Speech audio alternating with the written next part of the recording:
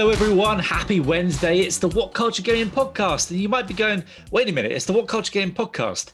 Doesn't Scott always intro these? Where is Scott? Why are there only two people? Well, Scott is too busy playing Destruction All-Stars, I believe. I think that's his new game of the year, as he was talking to us about the other day. So he's taken the day off to play Destruction All-Stars, and me and Josh have got to keep the ship afloat. Josh, how are you, by the way? Dude, I'm all right, but he's going to kill you for that. If he finds out you've been peddling libel about his love for that game, he's not going to be happy when he comes back in here. But I'm good. Thank you very much, Ben Roy. Always a joy. Everyone tweet Scott and ask him what he's thinking about Destruction All-Stars. Do it for us, please. Hashtag WCGP. Anyway, we're not here to talk about Scott anymore today. We're here to talk about the big tall lady because SEO and we want your clicks. No, also because Resident Evil 8 is coming up very soon. May, the same month as Mass Effect Remastered Trilogy, around Deathloop as well, and another game that I'm forgetting, but there is already too much, and I'm very sad. Returnal, that was the game. But Resident Evil 8 is coming out, and we love Resident Evil here at WhatCulture for the most part. A lot of us love it. A lot of us like to talk about it and dive into what's going on. And of course, you can tell if you're watching this, I love me a bit of Resident Evil as well, so we're just going to take some rumors, we're going to take some predictions, and we're going to dive straight into what is all about Resident Evil 8. And at the end, I played the Resident Evil RE versus beta, whatever they want to call it, and some impressions of that at the end as well. So stick around, or we won't timestamp it because we don't have the bodies for that. So Josh, first off, hello, I'm going to jump rumors into some rumors that have been coming out over the past few weeks. Most of these are from the Aesthetic Gamer / Dusk Golem, who has been reporting and leaking stuff on Resident Evil in general for years and years and years. Leaked a lot of Resi 8 stuff specifically at the start of last year before we officially knew anything. But essentially, they've been out of the game for a while. They gave up their leaking habits, but they've still teased a few things about Resi 8 recently, including the fact that apparently the word the developers are throwing around right now is Metroidvania when it comes to the open world design. Obviously, we've known for a while that the titular village in Resident Evil Village is being pitched as essentially a character in and of itself. That's what the developers like to keep saying. Like, they want this village to be a living, breathing place that is interconnected. But according to the Aesthetic Gamer, the developers are really leaning on this idea of having this small open world that you backtrack through, more like the Spencer Mansion from Resi 1, where you're going through places you've already been, you're unlocking new doors, you're finding out new and interesting avenues, which I love that stuff when it comes to Resi games. Like, I'm here for that kind of approach to level design. I thought Resident Evil 7 was great up until the point it started moving away from that, and then it chucked you on a tanker and it got a bit more linear. Like, I love having a space and being able to, just explore it and uncover all of its mysteries. And I think Resident Evil has such a sense of place, with all of its locations, whether it's the Spencer Mansion, whether it's Raccoon City, whether it's the Baker House, that I love living there, and I want to see them build on that in this game. So I hope this is, on the money. I want to see this come true. Can happen. Yeah, I think we all want to see some sort of return to that sort of like the scale of. I too love the Resident Evil 1, Resident Evil Remake 1, of just going around that mansion and getting to know it, and especially I feel like in Remake 1 where the longer you went around, the more dangerous the mansion got, and you had to going back to I'm trying to think of what the red ones are called now. I can't even remember. I want to keep saying Crimson Heads. I had Pale Heads in my head for some reason, but Crimson Heads, you have to decide: do I want to take the zombie out now, and then do I have the time to backtrack and burn it down and sort of thing, and go through that? So I like the idea of that. And I think we've been theorizing for a while, with the RE4 remake. Imagine that first village area was maybe more open. You could go, because you do come back to that central village bit, say 3 times in that sort of game, but it's always in a linear fashion, and it's never popping in and out, just going and grabbing some of Salvador's potato sacks and just going through that. So I'd like to see, the village bit on the outside. We've heard rumors for a while, open world, and I like the term Metroidvania instead, because we don't want an open world Resident Evil game, because horror in the open world, sure, someone can probably make it work, and someone probably has made it work, but come on, not everything has to be open world, and we don't need giant worlds as we've seen before to make things impressive. Like Resident Evil 7 is now the best-selling Resident Evil game of all time. Take bits from that and don't take anything from the second best selling game ever, Resident Evil 6, because you don't want to take anything from that really, apart from the characters that survived. But yeah, I feel like treating it like a Metroidvania and going in and out of the village and maybe being locked off at points, and then maybe towards the end before you got to finish it, like some of the doors open, like if you want to do some cleanup or not cleanup, if you want to go and get that doll's head that you didn't get earlier for your little trophies, then go back and get it now, sort of thing. So I'm down for this. I'm down for Dusk Golem's first prediction. Or I think it's good just because when we're playing as Ethan Winters, at least for the most part. That's a rumor to come. I'll get to that soon. Yeah. We're playing as Ethan Winters, who's more of a civilian, compared to someone like Leon or Chris or Claire or Jill or whoever. And I feel like it makes more sense for him to be exploring this because the mystery isn't just going to be handed to him. Presumably, he's going to have to figure out what the hell's going on, what's going on with Chris, why he's in the village to begin with, what's going on with these tall vampire ladies. And I think that encourages a greater focus on exploration. So yes, I think we're both big fans of this. The next one in the same tweet thread is a little bit interesting because Dusk Golem goes on to say that in this Resident Evil game, there's going to be, or at least they tease, nudity and sexual content in the enemies in terms of like essentially not like sex scenes specifically, but in terms of the designs of the creatures. And they mentioned that some of them will, show some nudity when they die, for instance, and there'll be kind of like this balance between showing off some flesh and showing off these monsters, as kind of like these mangled humans, which is interesting because it's something the Resident Evil franchise has always flirted with, but usually they just transform people into like big eyes or goop or mold, you know what I mean? So we don't really see them as humanoid as such, apart from the zombies, obviously, and the Gyarados from Resident Evil 4, like the big monsters, though. And I think that's quite a cool continuation of what they established with the Baker family in 7, because they were very much so like these distorted humans. And then obviously we had Marguerite with her big spider vagina. So, maybe that's going to be even more explicit going forward. I was wondering how far you was going to take that. I'm glad you went and brought Marguerite up. But I just said it in a voiceover earlier when the Resident Evil 7 feels like you're walking through Marguerite's dinner, and then I almost said something totally wrong, and that was a whole time. But with Resident Evil 6, you have like Helena's sister. I can't remember exactly her name. Yeah. But she basically becomes a naked, sexy lady, but has no nipples, sort of thing. And there's a lot of things like that. And I feel like horror in general, especially like in film, always horror and like sex and sexual imagery and that sort of thing is always so tied together. So like if Resident Evil can pull it in and bring that into the more of the forefront and do it in sort of a tasteful way, but still on the sphere have the hokey sort of like B-movie qualities we all come to know and love from this, and I'm sort of here for it. And it makes sense because these tall ladies are gonna transform into a thing. I'm sorry, but a big tall lady, she's gonna become sort of some sort of tyrant thing. Like it's just gonna happen. Her clothes are gonna rip off. You see what happens to like Mr. X and Wesker. Wesker got his chest out a few times. Everyone gets a bit of skin at some point, Sharon, and it's going to be hard to avoid it, especially when they transform into something other than a giant eye. Yeah, I mean, 100%. I think like the big distinction to make is, like you said, in previous Resident Evils, where they have done like nudity or they try to do it, it's almost like over the top sexualized anime style. Like you said, it's this doll, like there's no genitals. Yeah.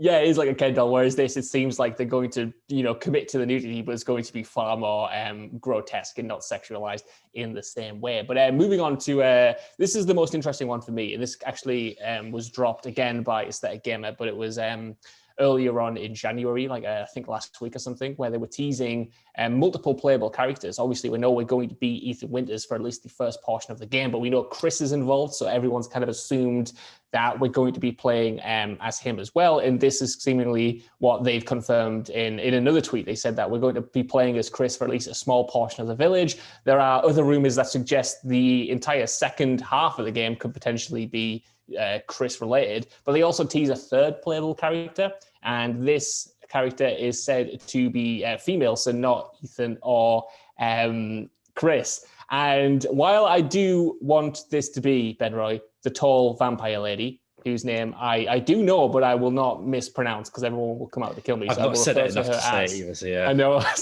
as tall vampire lady from now on. I think this could maybe be Mia obviously, if you've seen the trailer, you know that Chris shoots Mia dead, and that's how the game kicks off. That's the big tragedy that's the whole game is framed around. But we did play as Mia in Resident Evil 7 for like a little bit, and I wonder whether or not they're going to bring her back, because I can't imagine she's just going to be like, I can't imagine she has no other impact on this story than just dying. You know what I mean? She has to be involved somehow. And this is where we get into more predictions territory, I suppose. But yeah, I don't know if they would play that card in the trailer and then that's just her done. It just seems odd when she was such a focus in the last game. I love it when any sort of story can just take a character and go, nah, dead, gone. But it just doesn't seem like in a Resident Evil fashion. Like when Chris just like doesn't just shoot once, like more than double taps, because Chris has killed a few bio-infected people at these points. But yeah, tying in with like one of my theories I shot to you earlier, that isn't the real Mia, and Ethan's been living with a different Mia this whole time, and Mia was either swapped out back at the Baker family home because there's like underground facilities. You see more of that, not facilities like underground. It's not like bloody underneath Raccoon City, whereas like, you know, I'm just gonna say the Hive because, you know, let's just shoot back to that in the films. But there was enough underground area where there was like bits where you could hide someone away, and I feel like Capcom love Jack Baker so much that he might have even made it out of there somehow. Like, yeah, we saw him die like 17 times. We saw him die. He comes back in the DLC. That is actually the last bit of the game, which is like, for some people who have not seen it, it's worth seeing that as well. But I feel like that either isn't the real Mia, or Mia died back. Either Mia's alive somewhere else, or Mia died back in the back at the Baker home, or tying into another theory prediction I'm just going to throw in here as well. I think Chris has gone, if you've ever seen Days of Future Past, the film at least, where Sentinels stop just targeting mutants, but they go, you might have a mutant child one day, so I'm just going to murder you. So it's gone like, Chris has gone, well, you might become a biohazard threat, so I'm just going to murk you right now, and then we're sort of done. So Chris is jumping ahead of himself and cleaning them people out. But yeah, no maybe Mia's alive. Maybe. I think she's going to play a bigger role just because of what they're doing with Chris. Like, it is so fascinating, because I don't believe for one second that he's gone this kind of like edgelord, just murdering people, being that kind of like badass Terminator, right? You need to be stopped before you can pose a threat to humanity kind of thing. But also it makes me question, I don't know where they're going to go with it, and why we're seeing a version of Chris like this at this point in particular, because at the end of 7, like, he seemed like he was, you know, he sorted out some of his problems, like that he had in 6 with like the drinking and being kind of like really down. And I wonder how we get from that to where he is in the trailer for this. I think, well, you said what I'm just gonna say, Josh, I've got the predictions here when we spoke to each other in Slack, and if you look underneath, I sent you a picture of something. What other game has just destroyed a main character like straight away? Like, I'm just saying, like, it's been done before and it could happen again, and maybe this female character is either a Jill or a Claire coming back and trying to sort of like bring back something into Chris, because he's gone through so much. Like, each one of these Resident Evil games are set the year they come out, pretty much, give or take like 6 months. So like from like 96, however, Chris has been trying to fight this off, and he keeps thinking he's done it, and it keeps coming back, and it's to the point where he's now just brooding and broken, and he can't, and everyone he works with, bar say like Claire and Jill, all die. Like, all his team always die. They're always gone. Sheva just disappeared. She didn't die. She just, they just for some reason don't want to bring her back either. And like, I just think at this point, you do it so much, you're just at this point, I'm just going to kill everything until it stops becoming a monster. Yeah, maybe, man. Like, I never thought about them using this potential third and female playable character as being, you know, a Jill or a Claire or someone like that who's trying to get Chris back. I feel like we've seen potentially a version of that plot already done when Jill was obviously in cahoots with Wesker because of the mind control and everything like that. And we have seen that kind of arc of one of these main characters needed to be saved, but it would be much more fascinating than that, just because it does seem like Chris has gotten to this point naturally. It's like, it seems like this is the Chris that we know. It's not like a mind control version or like a control version or anything like that. And that would be more dramatic, I suppose, trying to pull him back from that edge. He's been at it for 25 years, so like, that's got to toll on you. Yeah, 100%. Like, I don't know how this fits in with the village itself, because I was reading a Famitsu article, or at least, you know, a translated version, a bullet pointed version. of it, and they were saying that it was actually Chris who brings obviously Ethan to this village, and it's like I just have so many questions. I'm like why is he off me? Why has he brought him here? Is he searching for someone? Is Jill or Claire or whoever, Rebecca, whoever, I don't know, in cahoots with the tall vampire lady, Benroy? Are they part of the little cult here that's going on? I don't know. I don't think he is, because I like from that one still they showed us with the umbrella logo, that just tells me that that's an old umbrella. I'm just gonna jump in and just push you out of the way here, Josh, and just say my theory here. That's like an old umbrella facility that is just went derelict after Umbrella fell, and I think Tall Lady might have been working there or part of an experiment, and they've taken over. And how the werewolves come into this, like, no magic in Resident Evil, just get over it now, anyone who wants magic, because they're not actually they're not actually witches with magic and that sort of thing. I'm sorry everyone, it's not happening. Go to some other game franchise now. Get out. No, don't get out. I'm just going to tell you my thing now, where it's the werewolf sort of like mutation is going to be part of another sort of like testing sort of virus. I mean, we've had giant snakes like twice in this series, and other giant animals, and let's say like if they fuse DNA together in like another version of a tyrant, and where folklore is carried on throughout however long this castle has been standing, because Umbrella is very old at this point. Like, I felt like it's just become part of folklore, and these people believe these are actually like mystical monsters, when actually it's just something that's leaked out, a la sort of like a Cabin in the Woods, when you see sort of things, but then it's all kept underground sort of thing. Yeah, I could totally see that happening. And do you think that the tall lady, who was confirmed to be 9'6", by the way, Capcom came out and there was a cool little reference that Xbox put out where it was the Xbox Series X, it was the fridge, and then it was the tall lady, and it was just a nice little graph of everyone. Do you think that she is kind of like a direct part of what's going on, like you say, in these potential facilities? Like, is she cognizant of what's happening, or is she just like something that's spawned out of it and kind of working autonomously, or does she know more than potentially we think she does, like in terms of the broader picture, in terms of the mechanics of how this village sort of came to be? Well, let me tell you about Project W. I won't go into that much, but the Wesker children, like Wesker, Alex Wesker and Albert Wesker were part of the Wesker children, and this is a whole part of like the plot to have like immortality, and like Tall Lady could be another like project sort of like that, or she could literally be a thrown over. She could have been an experiment, or I think someone who sort of doing her own nefarious means. I would like her to be sort of having more of a smaller plot, like if she's somehow found this key to immortality, but she's got to eat people to keep going, things like that, and she progresses as rumors, then that's great. Kind of like the Los Illuminados, but without trying to like go after the president, because that got a bit hokey there, sort of thing. Yeah. But I would love for the Tall Lady and her, is it three? Are they daughters or sisters? I can't remember what she said. Her mates. Yes. I would like them all to just be sort of like enjoying the control they have over this village, but also say like maybe poking around, and like the wells or whatever they do call them are part of their experiment. And this might just be a holdover from either another version of Project W, like where immortality is the key. And maybe Chris and Ethan flying around like, oh yeah, I'm gonna take you to prison, and then they crash, and then this sort of happens, because we've seen flying things from Resident Evil 4. Maybe it's just a big bat thing that goes into the blades, and then they crash, and all Chris's mates die, them two get separated, and then as we see all the villagers come after him, and that big hairy thing of a hammer.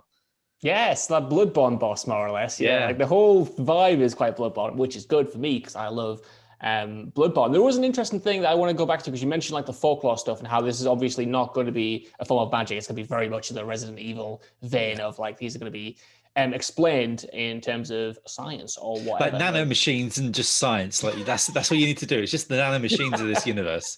It is in Resident. It's a parasite, it's a virus, or it's like nanomachines or something daft like that. What I was getting to is in the Famitsu article as well. They point out that the book that Mia had, like, it reflects the village that Ethan and Chris end up in. And I wonder whether that's going to play into the fact, or into the sort of realm of alternate dimensions, or at least the psyches of these characters being messed with. Because obviously the Baker family in Resident Evil 7, their minds were corrupted and they were kind of like changed from the inside out, forced to see different realities. I wonder whether there's still an element of that at play, or whether that seeped into Mia as well, and whether the landscape, this fantastical landscape, has been informed by maybe like obviously like real life folklore, books like what Mia's holding, you know, and that's how we've got these kind of creations, because they're not wholly original, maybe not entirely from, you know, an Umbrella style biohazard experiment or something, but maybe they latch onto that psychic connection and draw from the manifestations that someone might have, you know, their own fears, in this case, the stories they've been told, you know, growing up, whether it's werewolves or vampires or whatever. I think that would be really cool. And again, give them the freedom to just go nuts with it, you know, for a little bit, just go completely wild. Yeah, I really want them to play around with it now. They've like shown the werewolf stuff and they've shown everything else. Like just go into it and like actually have people believing for a while that it is. Sorry, I'm just looking at it. It was Oswald E. Spencer that was the guy, the head of Umbrella, who was trying to come in from immortality and screwed over other people in the law, like James Marcus and all that. But yeah, I would love them to segue into that for a bit and like just get weird with it. Like I feel like we are, like when we see like the old granddad with the flat cap in that house, and it not exactly like I would like it to almost be like so the werewolves to be sort of like agile as like dog soldiers and sort of like hide and not just come out straight to you like, well, I know I can take loads of bullets, I'm just going to stand there and slap you. I want them to be more animalistic and sort of like, you know, prooding around. And I think it should go with it. And also like we saw I don't think he's got a name yet, but Cheeky Man with Glasses. Have you got any rumors about him before I segue to Cheeky Man with Glasses? I don't, but I'd like some predictions, please. I don't know anything about this dude. Now, the only reason anyone should really have Facebook anymore is like I always like a bunch of like groups, and I just go in there and see what people are thinking. And I've seen on like I've seen people think that guy is Lewis from like Resident Evil 4.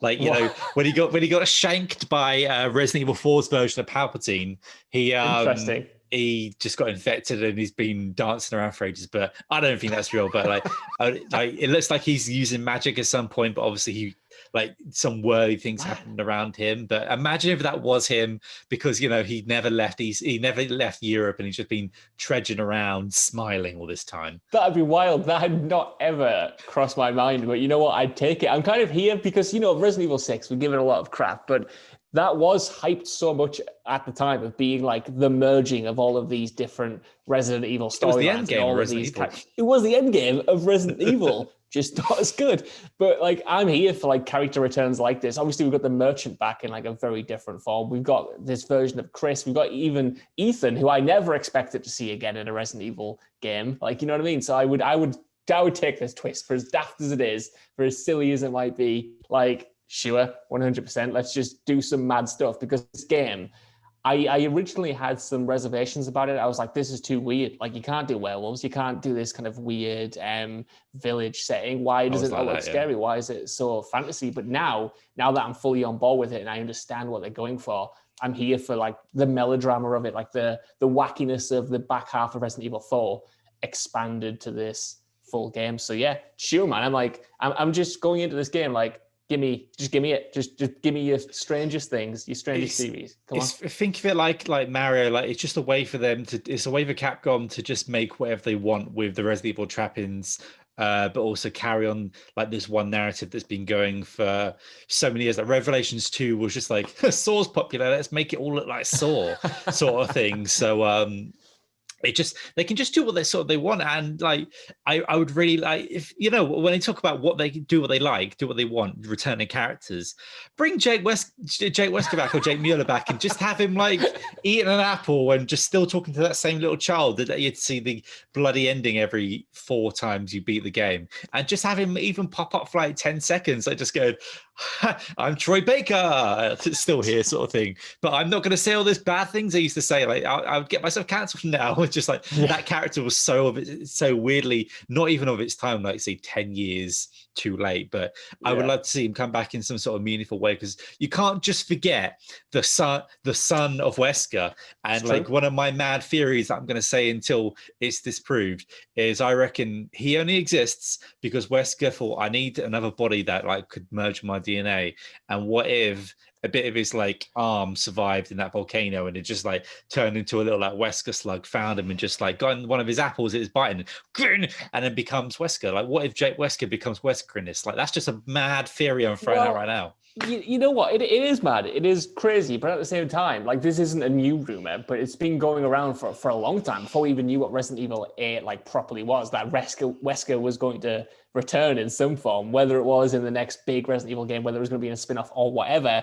And they might do the Liquid Snake thing, man. Like you said, of grafting his arm onto Jake's and having him fight for his body. They might go full Palpatine and go down that route. That would be crazy. That would be very strange. But like I said, if they can bring someone like Ethan back and try to make him work and commit to them, then you can't forget, like you said, about the son of Albert Wesker, who, to be fair, I really enjoyed in Resident Evil 6, the gameplay style. And I think you can do something interesting with that character and, you know, talk about his heritage, talk about where he's come from and have him kind of grapple with that. There is some good drama to be, you know, mined from that. Before I move on to your thoughts on Resident Evil Reverse, do you have any final mad predictions for me? That was my sort of maddest. That's the one I just want to come in and out. Like we didn't mention, but I reckon the baby is either going to be like sort of a source of a vaccine, the vaccine that we so dearly need right now, or it's going to be some sort of like, it's going to be a potential, like this could be a monster sort of thing. Like, I think because Chris has got the baby, so the baby's obviously important in that way. And don't forget, like Jill, like Sherry, Ethan and Mia both have been sort of like cured of the whatever virus they've had, so they've got antibodies. And like with Sherry, she had like super healing abilities like Wolverine that like they just gloss over once in Resident Evil 6. So I think that the baby is going to be sort of key in that aspect as well. I do have an addendum to add to this, Ben, because you've just sparked something in my mind when I was talking about like the book Mia had, and whether it like the werewolves or whatever, the vampires, whatever, could be like partly a manifestation of that. I wonder whether that comes from the baby and what the baby's kind of like being taught. Maybe the baby, like you said, is this kind of has these powers or has these abilities that obviously it can't control because it's a child, and it's projecting them out onto the real world. That would be cool, I think. Or maybe Chris just shoots Ethan's wife dead, pulls him outside, he goes, "Oh, kick the baby," and then the baby's gone, and then this is all, and then Ethan's just going after him for the whole time. Just thinking about that. Let's get our comedy back in Resident Evil. But we should probably segue over now to the Resident Evil Reverse, or I don't remember the name of it. I played it for a couple of hours. Also whilst eating katsu curry nuggets, so that was my Friday. Both not as amazing as I thought they would be, but I'm going to shift over to the game. Imagine how old already was when you was playing the PlayStation 2, Josh. It's like the kind of era where, you know, like Time Splitters is out, Time Splitters 2, you got some goofy sort of stuff, but then like you've got this Resident Evil game that controls a bit weird, is kind of broken in its structure from the get-go, and just feels like not even the era of like 360 where everything had to have a multiplayer. This was just saying that one of the guys and girls at Capcom were like, what if we just did this and just had all our characters in this? It just feels like some sort of weird bolted on thing. And before I go into any more detail, what do you have any sort of predictions? Do you want to ask me about anything because of what you've seen so far in the trailers and things? Yeah, I really do, Ben Roy, because I'm wondering why Capcom keeps trying to make Resident Evil multiplayer happen. Because I know they obviously there's a lot of money in it, but this feels very much like a similar approach to Resident Evil Resistance, which obviously was the multiplayer mode for Resident Evil 3. But it's like I'm here. I genuinely am open for a multiplayer Resident Evil experience, but I'm looking at Reverse, I'm watching the trailers, I'm listening to what you're talking about, and I'm just like, this isn't it, is it? They haven't quite nailed it again, and they keep trying, and they try putting new spins on it, but it doesn't seem like it ever sticks. They need to just do an Outbreak or an Outbreak remake, because that's what people are clamoring for, and I think that if that Outbreak even sold as much as like RE3, like RE2, it'd be like you've got all the tile sets. Like, I mean, it's not as easy to just go, now I'm just going to take everything out and put it here, but they've got stuff in motion. Like, just give us an Outbreak and an Outbreak 2, or put it all in one sort of thing and see how that goes, Capcom. But with this versus thing, so you pick out like the main characters is what, like Jill, Chris, Leon, Ada, Claire, and Hunk, the legendary Hunk. Hunk's the guy. But the thing is, Claire and Ada don't have an automatic weapon. So anyone who picks them just gets treated like a child and just gets destroyed. It's like kick the bait, because everyone else has an automatic weapon. So not only do they have some sort of range, whereas like Leon doesn't have an automatic weapon either. So he's got a shotgun, but before he gets to you, you could be a Jill or a Chris or Hunk, who seems to be the best character, and just melt them. And then as soon as I realized this was a thing, that's all I was. And I just kept playing as Hunk and just ruining everyone, or like playing as Jill. And everyone has got like special abilities, like say they have like say I've got a decent punch, but the range on it is terrible. And by the time you've pressed the button, they've walked around you. Or like Jill she drops landmines, and she's never done that before in the games, but you can just keep dropping like pretty much unlimited landmines and just make yourself like a little section of the RPD and just defend yourself there.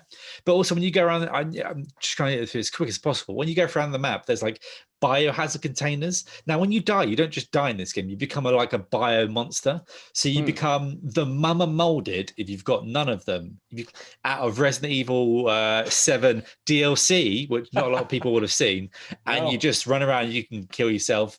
Or you become one of the creations in the sewers in Resident Evil 3. Can't remember their names. You know, the things that if they grabbed Jill, they would snap her in half, and it was really gory as hell.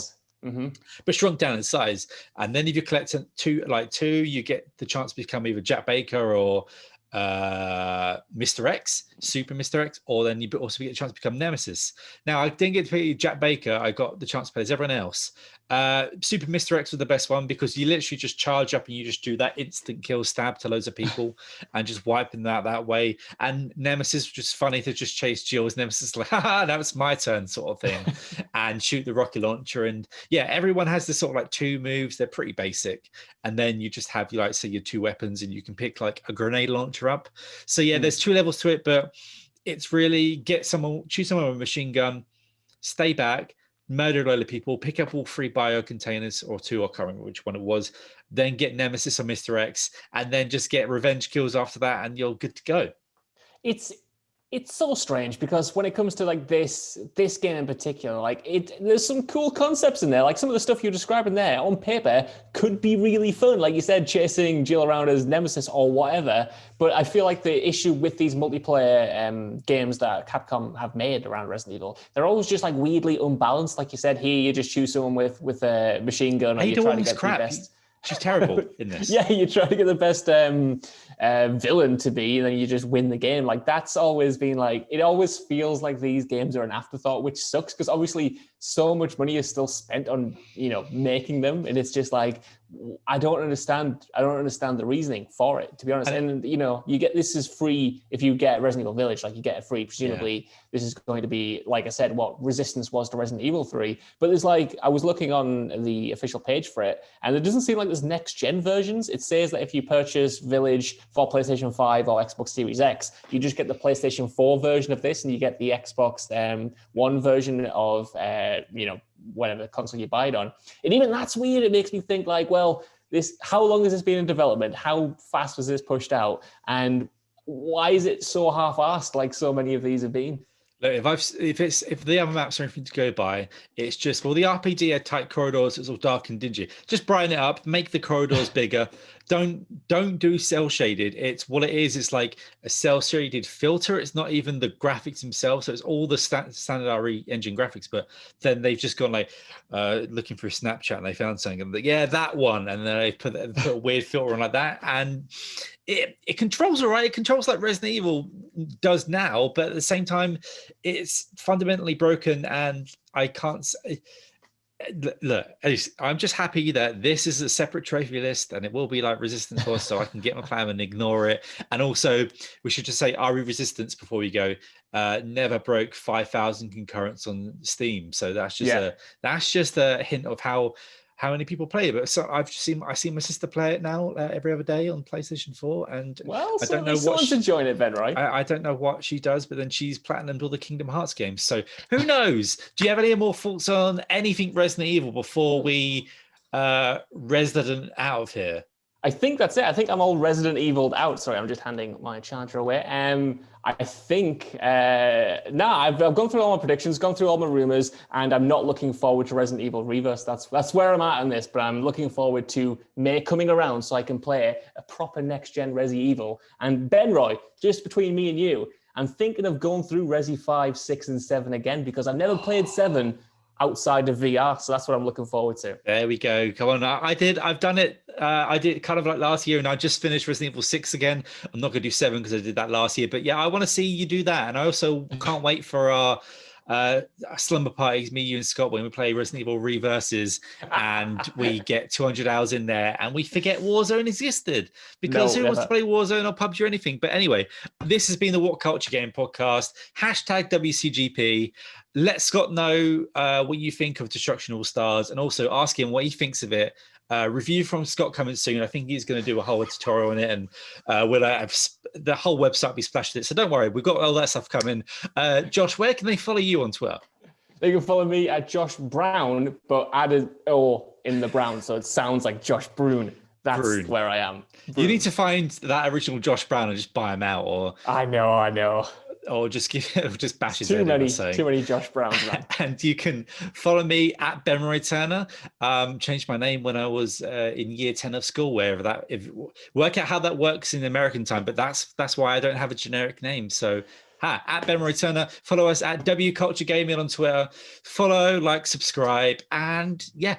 Until next time, stars.